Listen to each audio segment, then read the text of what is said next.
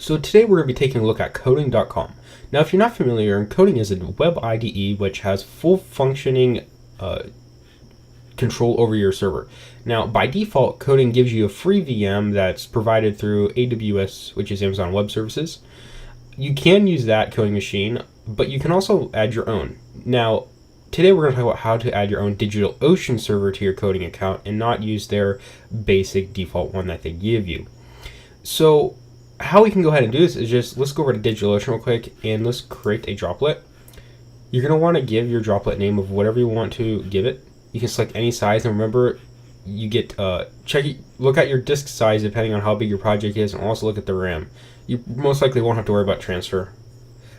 So then select your region, preferably whatever is closest to Koding's server, or Koding's main centralized location where they host their web app from.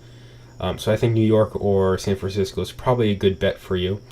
You're going to want to use Ubuntu, and you want to use a 64-bit version because that is what their web reporting software uses. So you want to make sure you use 64-bit. And then, and also it needs to be above 14. Ubuntu 14, I'm pretty sure that's what it was. Can't remember, don't quote me. So make sure you have something fairly new, so 14.04, 15.04, whatever you want to use. And if you want to, you can have private networking backups IPv6, and if you want to set any pre-configurable information, just select the user data here, and then add your SSH keys if you want to. But I already happen to have this server set up, so I'm going to switch to that now and take a look at Koding. And this is this server. So this is a brand new server, and I'm going to add this. Now, if you have an existing server, you can add that as well.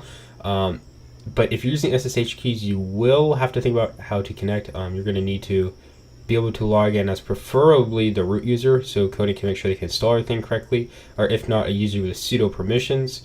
And you can just go ahead and log in with, or give that information.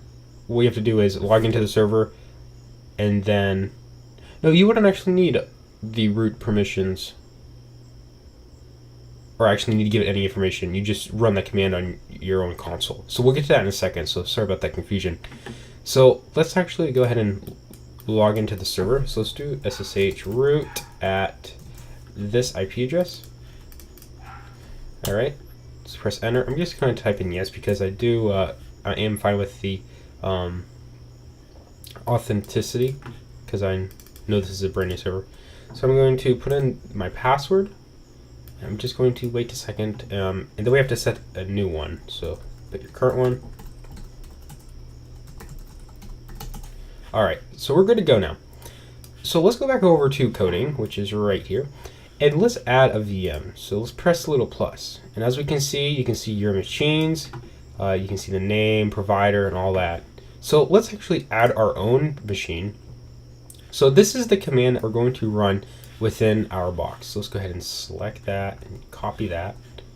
We're going to paste that right there. So it says testing sudo permissions, your account has it, or please input password if you don't. And this account does use, I am using the root password, or the root account. So this machine has successfully connected, and should automatically on the sidebar of your Koding data.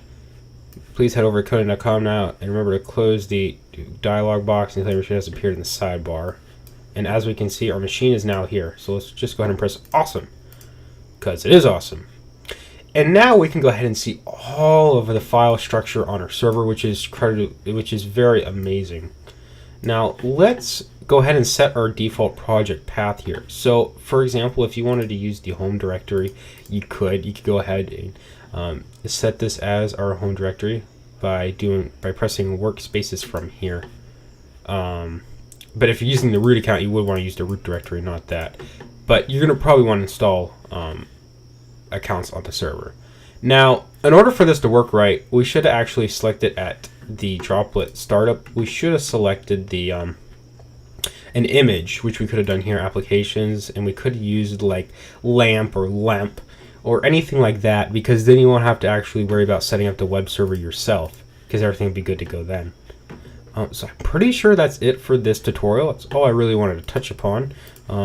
Everything is fully functioning. We're actually using our own virtual machine here and not Koding's, so that's very nice. And you can also go ahead and rename your droplet by press in this here and update your nickname. Should be able to update that. And let's just name this digital.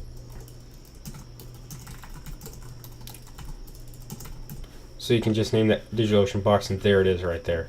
So if you have multiple servers and you need to like edit files, like if you're in production and something went really wrong and you don't have time to actually fix it correctly, just log into there and go ahead and update this stuff. And you can also see your disk usage on your machine.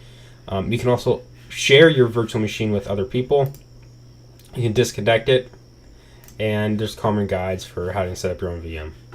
So that's it for today. Thank you for watching another Codecast tutorial. Tomorrow we'll come back or later today we'll come back and set up Linode as well.